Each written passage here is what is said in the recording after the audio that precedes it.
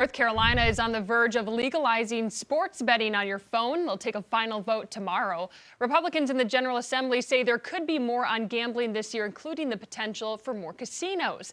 Our Capitol reporter Michael Hyland is live in Raleigh. And Michael, you talked to the governor about that today. What is he saying about all this? Well, there's a lot that's still unclear about what would be in a bill legalizing casinos and additional gaming in North Carolina, but he did question trying to rely more on money from gaming while Republicans push to cut taxes elsewhere.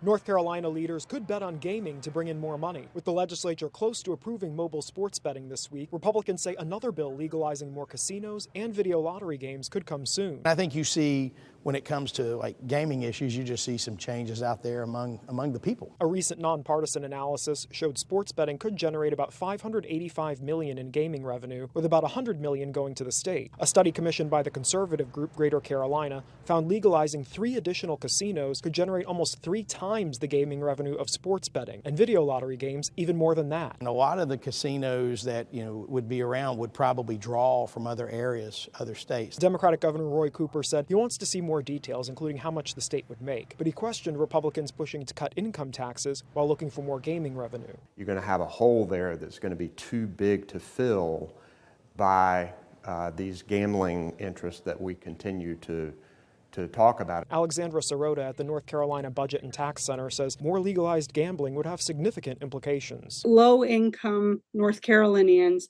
are going to be pursued by this industry, and that is a problem.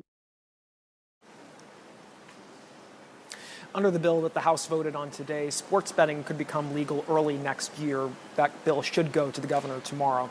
It's still not clear when we would see this other bill that we've heard about dealing with casinos and other gaming. Live in Raleigh, Michael Hyland, Queen City News.